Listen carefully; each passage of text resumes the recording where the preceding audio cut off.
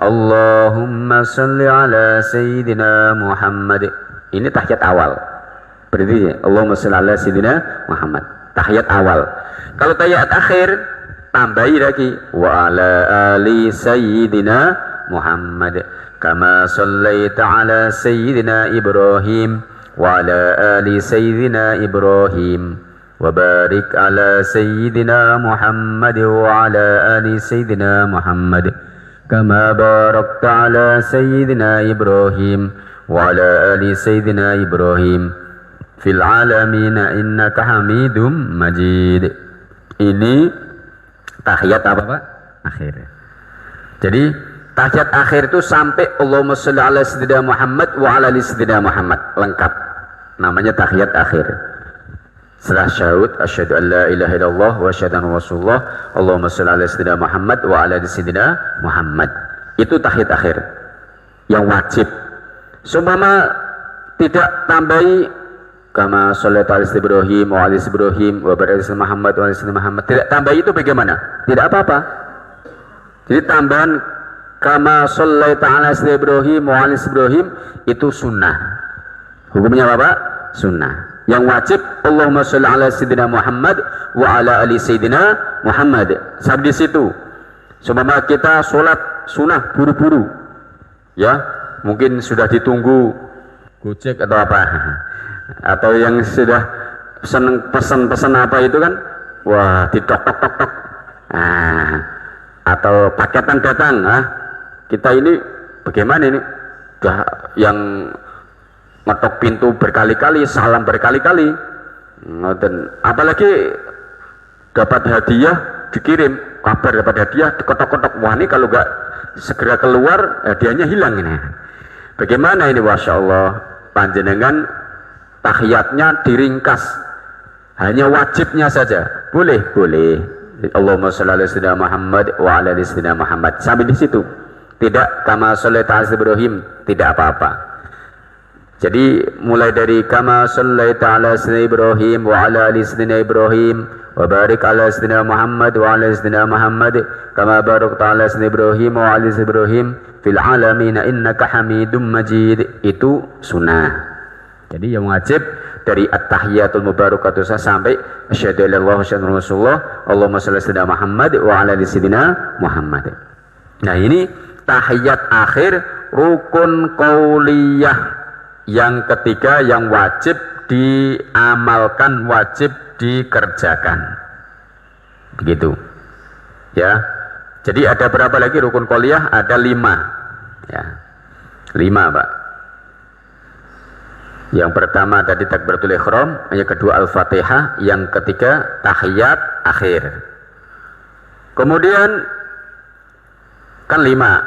Yang keempat itu membaca sholawat Allahumma sholli ala Sayyidina Muhammad wa ala ali Sayyidina Muhammad. Nah, ini tadi. Ini ternyata di bagian rukun qauliyah ini disendirikan. Baca sholawat itu hukumnya wajib, rukun, termasuk di dalam rukun qauliyah, sholawat. Itu loh, setelah syahadat tadi asyhadu an la ilaha illallah wa asyhadu anna muhammadar rasulullah Allahumma sholli ala sayyidina Muhammad wa ala ali sayyidina Muhammad. Itu ulama fikih membagi termasuk sholawat itu rukun qauliyah, ya. Rukun qauliyah yang khusus ini, yang nomor 4.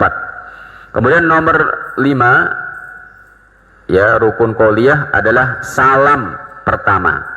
Salam yang pertama, assalamualaikum warahmatullah, itu wajib, Pak. Salam kedua sunnah saja. Panjenengan baru salam pertama assalamualaikum warahmatullah, keluar angin, batal. Jangan teruskan, karena salam yang kedua hukumnya sunnah. Sudah, assalamualaikum warahmatullah, sudah keluar angin, gitu. Sudah. Tapi kalau dia assalamualaikum warahmatullah, keluar angin, assalamualaikum warahmatullah, batal sholatnya malah. Ya, malah batal itu. Karena apa? Panjenengan mengejar sunnah padahal sudah batal. Ini sunnah, salam kedua sunnah. Tapi kalau sudah salam yang pertama assalamualaikum warahmatullah, ya Allah, sudah selesai sholat kita. keluar angin nih mah. Ini sudah sah sholatnya. Karena rukun qauliyah itu termasuk salam. Salam yang pertama, bukan yang kedua. Bisa ingat Pak ya? Jadi rukun-rukun di dalam sholat itu tadi ada 4, ada rukun qauliyah, ada fi'liyah, ada qalbiyah, ada maknawiyah. Rukun qauliyah tadi ada 5. Yang pertama takbiratul ihram, yang kedua al-fatihah, yang ketiga tahiyat akhir, yang keempat sholawat, yang kelima salam, uluk salam yang pertama. Sudah, itu rukun di dalam sholat berupa ucapan-ucapan. Saya sampaikan rukun 5 ini ya, minimal telinga kita itu mendengar bisikan dari lafaz-lafaz yang kita ucapkan. Kalau yang lain baca surat-suratan, baca doa sujud, doa iktidal, doa ruku, tidak didengar tidak apa-apa. Namun yang 5 ini telinga kita bagi yang normal itu diusahakan untuk mendengarkan bacaan kita. Mulai takbiratul ihram, Allahu Akbar. Nah, takbiratul ihram ya, baca bersama dengan rukun apa tadi? Qalbiyah, rukun hati. Dalam hati, ya Allah, saya ini mau sholat. Sholat apa? Zuhur, asar, apa maghrib, apa isya, sebutkan. Sholatmu fardu atau sunnah? Fardu sih, fardu. Ya dia bagi fardu. Usolli fardud duhri, fardul asri, fardul maghribi. Itu di dalam hati kita harus takyinkan, harus kita sampaikan kepada Allah Subhanahu wa taala. Sholatmu itu fardu atau sunnah? Sampaikan fardu. Ya fardu ya. Sunnah ya sunnah. Sholli sunnah. Sunnah apa? Qobliyah duhur, ba'dah duhur, qobliyah asar. Sunnah apa? Sunnah duha, sunnah tahajud. Sunnah apa? Oh, itu sampaikan. Sudah. Itu cukup. Itu aja. Ya saya niat sholat fardu duhur. Kalau 4 rakaat menghadap kiblat, melafadzkan itu sunnah saja. Tidak apa-apa. Itu bagus, tidak apa. Yang jelas sholatmu itu fardu atau sunnah. Sholat apa?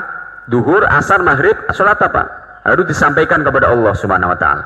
Kemudian, lah ini panjenengan sholat, niat panjenengan itu niatnya ada atau kodok. Ada itu ya sekarang ini. Kodok berarti bayar utang. Sholat subuh kok jam 6 ya kodoan. Ini kodoan ya. Tapi kawanan nggak apa-apa ya. Wah, sholat asar kok sampai setengah 6. Wah, setengah 6 maghrib sudah ya kodoan. Gara-gara macet ya, tidak ada gara-gara, tidak ada alasan. Wah, yes, ya dah ini. Pokoknya sholat kok terlambat, beda waktunya, namanya kodok, bukan adaan lillahi ta'ala, tapi kodoan lillahi ta'ala. Gitu. Niat harus sampaikan ini. Tadi ya, sholat fardu atau sunnah, sholatnya apa? Kemudian sholatnya itu duhur, asar, maghrib, sampaikan. Kodok atau ada? Ada, ya sudah ada. Kalau panjenengan sholatnya berjamaah, bilang matur kepada Allah, makmuman lillahi, makmum ya Allah, makmum. Kalau panjenengan jadi imam ya Allah, imamah lillahi ta'ala, harus sampaikan ya, disampaikan. Semua panjenengan tambahi 4 rakaat menghadap kiblat, itu bagus, tidak apa-apa ya, itu sunnah saja di dalam melafadzkan niat. Nah, dalam bab niat sendiri itu bahasanya itu harus detail. Nah, jelas panjenengan niat itu mau sholat fardu atau sunnah, begitu. Panjenengan itu sholatnya kodok atau ada. Nah, itu. Panjenengan itu sholat apa tadi? Maghrib, isya, subuh disebutkan. Panjenengan itu makmum atau imam, nah itu sampaikan. Nun sewu, bagi yang tidak niat makmum bagaimana? Semua lupa, ya sah, sholatnya sah. Tidak niat makmum itu sah, tetap sah. Dapat fadilahnya saja jamaah, tapi tidak mendapatkan keberkahan di dalam jamaah karena tidak niat makmum, sah. Begitu. Begitu juga imam. Imam bagaimana lupa tidak niat imam. Niatnya, saya kok tadi tidak imaman. Niatnya di tengah-tengah sholat. Bagaimana? Tidak apa-apa. Niat, saya imam ini. Saya imam. Tidak apa-apa. Karena itu terlambat lupa. Itu tidak apa-apa. Nun sewu. Tapi khusus Pak ya, sholat Jum'ah. Sholat apa Pak? Jum'ah. Ini imam wajib melafatkan imam. Ya, khusus sholat apa Pak? Jum'ah. Menjadi imam wajib harus imaman lillahi ta'ala. Ya Allah, saya itu niat sholat Jum'ah, fardu Jum'ah, semua tambahi 2 rakaat menghadap kiblat, imaman lillahi ta'ala. Karena Jumat kodoan tidak ada Pak. Nggak usah ada. Oh, kodok Jumat, kodok apa ini? Wah, khutbahnya jam 4 sore. Tidak ada. Jumat tidak ada kodok Pak. Makanya tidak usah dikodok. Ada kodok nggak usah. Tidak ada. Bagi imam wajib melafatkan menjadi imaman lihat. Lah semuanya imam lupa tidak melafatkan imam ketika sholat Jumat bagaimana? Tidak sah Jumatannya. Semua tidak sah tanggung jawab imam. Ya, kapok ini. Jadi di imam itu rokoso Pak ya. Wah iya. Jadi imam khususnya sholat Jum'ah itu hati-hati. Harus tahu persis ilmunya di dalam mengerjakan sholat Jum'ah. Jadi imam. Karena Jum'ah itu seminggu sekali dan itu kewajiban semua orang muslim, bukan muslimah ya, yang Islam laki-laki. Semua wajib. Mulai dari yang kaya, miskin, orang pejabat, rakyat, semua wajib Jumatan. Kecuali sakit, musafir, itu lain lagi Pak. Ini bagi orang normal. Wajib, sudah mukallaf, sudah balik, wajib laki-laki di masjid. Saya mau Jumatan sendiri ya di rumah, kayak anak saya nggak boleh Jumatan sendiri. Sama saya mau jamaah dengan istriku Jumatan di rumah, tidak boleh. Ya nah ini ya aliran sesat. Ya aliran sesat. Aliran ya nah lah ini. Jadi saya ulangi lagi di dalam niat tadi Pak ya. Karena niat itu harus bersamaan dengan takbiratul ihram.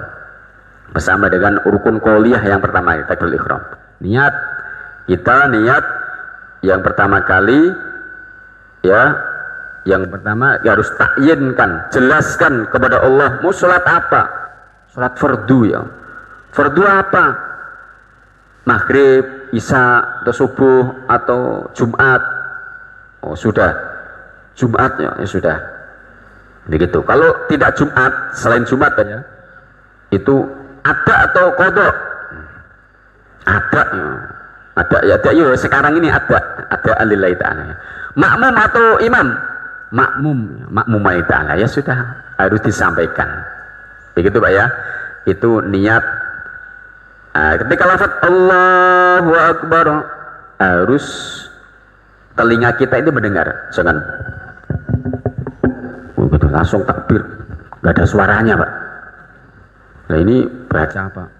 Dalam hati. Allah itu melihat hati kita, bukan lihat Kalau Allah melihat hatimu, kamu nggak sholat bagaimana? Oh, hati saya sudah sampai Allah, nggak boleh. Begitu Nabi ajarkan harus melafatkan, jangan diam saja. Kecuali panjangan tidak punya suara, nah beda lagi. Punya suara, kan nikmat oleh Allah SWT suara ini. Allah Akbar. Minimal telinga kita mendengar. Allahu Akbar. Nah, mendengar ya. Allahu Akbar. Mendengar gitu. Kalau jenengan mau rukuk tidak terdengar, telinganya agak mendengar, baca ruku, bacaan sujud, sami Allahu liman hamidah tidak ada suaranya, itu kan lafaz-lafaz yang sunnah. Atau baca surat-suratan tidak didengar telinganya, itu tidak masalah. Tapi khusus ya, saya sampaikan 5 rukun qauliyah ini usahakan telinga kita mendengar. Apa? Yang pertama takbiratul ihram, lafaz Allahu Akbar pertama kali itu, yang kedua baca al-Fatihah, yang ketiga tahiyat akhir, yang keempat sholawat Allahumma shalli ala Muhammad wa ala ali sayyidina Muhammad. Nah, itu harus dengar. Kalau kama shalli Ibrahim wa ala Ibrahim itu tidak terdengar tidak apa-apa. Doa di tahiyat akhir tidak dengar enggak apa-apa.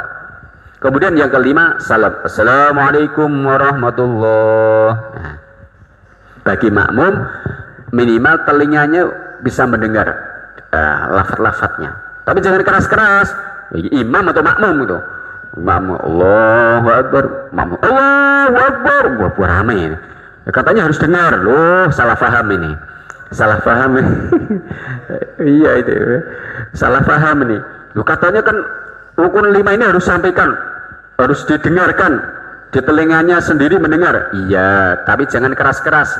Dengar lafadznya, lafadz-lafadznya dengar. Ini. Karena apa? Rukun qauliyah. Jangan seperti melebihi imam. Wah, baca Fatihah. Makmum bacanya setelah imam. Ya, waradhdallin, amin bersama. Makmum bismillahirrahmanirrahim. Alhamdulillahirabbil alamin. Arrahmanirrahim. Wah, ya. Ya nah. Kemudian tahiyat juga keras. At-tahiyatul mubarakatus sholawatun. Hanya TPK ini maksudnya. Maksudnya itu minimal Pak, ya telinga kita desis-desisnya bacaan rukun qauliyah ini didengar sendiri, begitu loh. Jangan orang lain, dengar telinganya sendiri. Nah, kita tahu sendiri lah. Allahu Akbar. Jangan sampai bisu boleh mati tok. Muntoknya itu apa ini orang-orang yang kurang paham di dalam syariat, Pak. Yes, itu aja. Takbir gak ada suaranya. Fatihah gak ada suara. Ketika salam pertama gak ada suaranya. Wah, ini payah ini. Makanya pentingnya kita di sini alhamdulillah bisa hadir di Masjid Baitul Salam ini, dapat ilmu sedikit-sedikit Pak ya. Supaya tambah paham, Masya Allah. Memang kalau kita semakin belajar ilmu agama ini semakin merasa tidak paham Pak, semakin bodoh. Itu tandanya panjang dapat ilmu. Kalau setelah ngaji kok merasa wah saya ini paling punya ilmu sendiri, goblok-goblok lah ini. Wah, berarti goblok sendiri itu Pak. Justru kalau setelah ngaji merasa ya Allah ternyata ilmu itu banyak sekali saya belum tahu. Ini tanda tambah ilmu ini. Kata Imam Syafi'i itu imam kita, kullama zada ilman zada fanman bijahlina. Ketika saya itu faham tambah ilmu saya, kullama zada ilman. Ketika saya tambah ilmu, ternyata saya tambah faham tentang bodohku. Tentang bodohku aku faham. Oh, aku belum bisa tuh ternyata. Semakin tambah ilmu semakin faham kebodohannya. Ini yang ada ilmu betul itu, insya Allah begitu. Tapi kalau setelah ngaji, setelah taklim, belajar ilmu kok semakin wah, Masjid Baitul Salam paling benar sholatnya saya. Wah, sholat kok durak genah.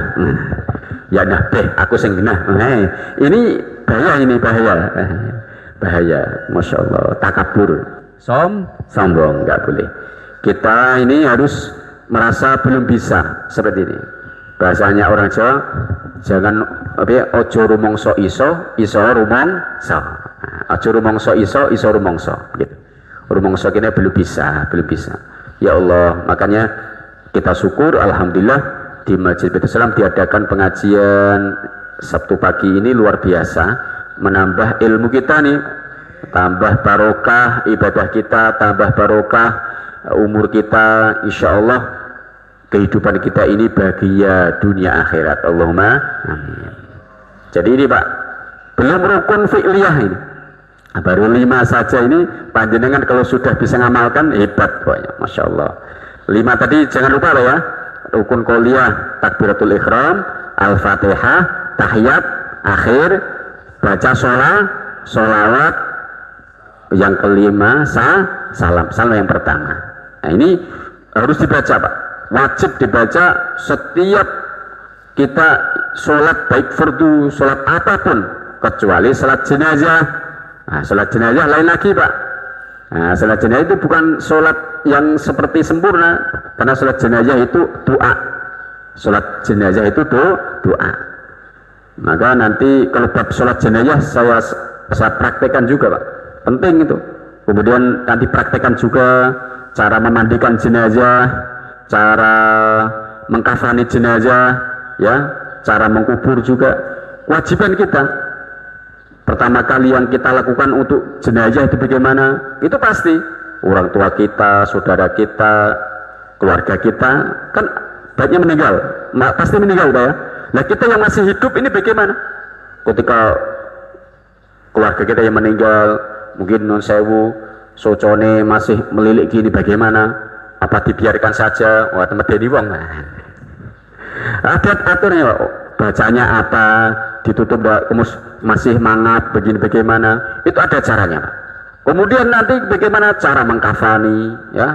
Sebelum memandikan itu kafannya dipotong berapa, untuk laki-laki berapa lapis, perempuan berapa lapis, caranya bagaimana? Itu di dalam syariat fikih ini semua diatur, ya, diajarkan oleh yang mulia Nabi Muhammad SAW. Insya Allah nanti kalau kita diberikan umur yang panjang, sehat walafiat, kita belajar terus insya Allah, tambah pengetahuan kita, tambah ilmu kita, ilmu yang benar-benar diajarkan oleh guru kita sampai yang mulia Nabi Muhammad SAW. Allahumma shalli ala sayyidina Muhammad.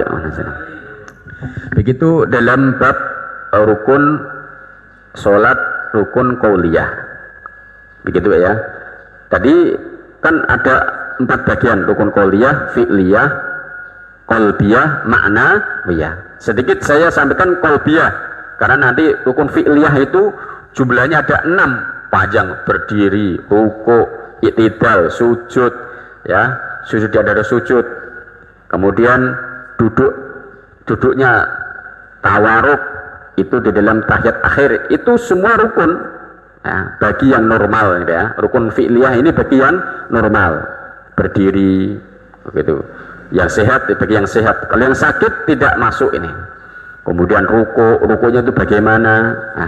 I'tidal itu bagaimana, sujud, duduk di antara dua sujud, kemudian duduk tahiyat akhir atau tawaruk, itu diajarkan semua. Yang saya sampaikan tambah rukun 1 qalbiyah, Pak, rukun hati. Ya, ini 1 tok, rukun qalbiyah 1 tok, hati. Di dalam hati ini apa? Niat. Dan itu katanya niat dilafadzkan usolli fardhadz zuhri, usolli fardhal asri, itu sunnah saja. Panjenengan tidak usolli, niat dilafadzkan ini tidak apa-apa. Yang penting hati panjenengan harus dalam, ya Allah, niat, ya Allah saya sholat duhur ditambahi, disempurnakan tidak apa-apa, 4 rakaat menghadap kiblat, ada makmum karena Allah, begitu. Ada itu ya tidak kodok begitu, adaan makmuman li ta'ala, ada makmum karena Allah Ta'ala, sudah, Allahu Akbar, sudah sah hati. Makanya sebelum sholat hati kita harus ditata ini, diluruskan hati kita betul-betul, ya Allah, menghadap kepada Allah. Masya Allah. Kalau panjenengan tidak niat